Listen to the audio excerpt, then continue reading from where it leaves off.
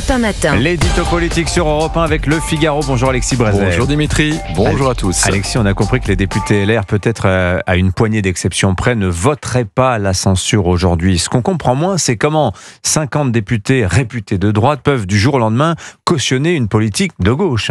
Alors c'est vrai Dimitri que si la vie politique française nous a plus d'une fois donné l'exemple de retournement de veste spectaculaire, que si l'histoire de la droite n'est pas avare de reculades, là en l'espèce on est sur du très très haut de gamme, du reniement sans précédent.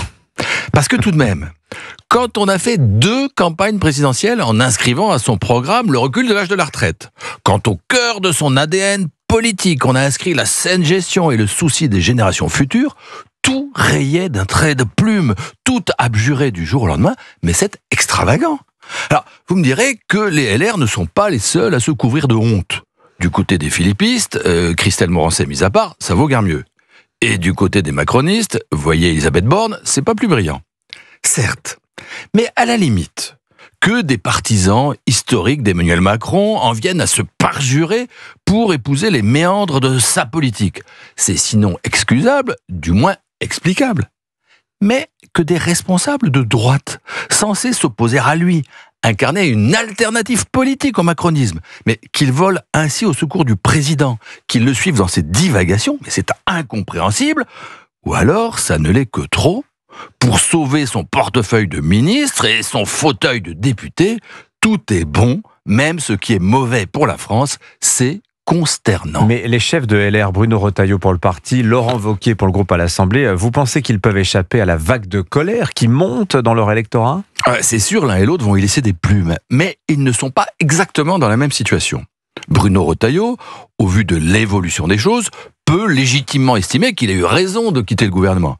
Imaginez qu'il y soit encore, avec la fin de la réforme des retraites, la chasse aux riches, les impôts en pagaille, mais enfin il serait totalement discrédité. Son erreur politique, ça a été de ne pas savoir expliquer ce départ. On a compris qu'il partait sur une vexation personnelle, la nomination de Bruno Le Maire, alors qu'il aurait pu et dû dire qu'il s'agissait d'une rupture politique avec le macronisme finissant. Mais bon, il reste anti-macroniste, il est malgré tout dans le courant porteur. Bon, et il lui reste, c'est pas facile, à restaurer son autorité et à faire oublier cette erreur politique. Laurent Wauquiez, c'est autre chose. Il était sur le bon créneau. Depuis des semaines, il dénonçait les compromissions des élus LR trop complaisants avec les macronistes. Et voilà qu'au moment où les faits lui donnaient raison, il a commis la faute stratégique de passer du côté de Macron. Alors un peu à cause de ses députés, je suis leur chef, donc je les suis, beaucoup à cause de son obsession anti-Retailleau, mais enfin le résultat est qu'il est dans une impasse dont il lui sera bien difficile de sortir. Oui, sans doute, mais il peut quand même se targuer d'avoir empêché une dissolution et donc une probable victoire du Rassemblement national. Non mais ça tient pas Dimitri. D'abord parce que la dissolution va finir par arriver, et sans doute plus vite qu'on ne le croit. Quant au RN, mais quel plus beau service pouvait-on lui rendre que de suspendre la réforme des retraites ? Enfin, l'ultime avantage que la droite conservait sur le RN jusqu'ici, c'était l'économie. Marine Le Pen, elle est de gauche, nous disait-on, elle est même socialiste. La preuve, elle est contre la réforme des retraites, elle est pour plus de dépenses, elle est pour plus d'impôts. Et bien désormais, tout ça, c'est la droite. Enfin, pas toute la droite, une partie de la droite la plus gauche du monde. Mais vous imaginez le choc ? Les LR n'étaient déjà pas bien flambants face au RN.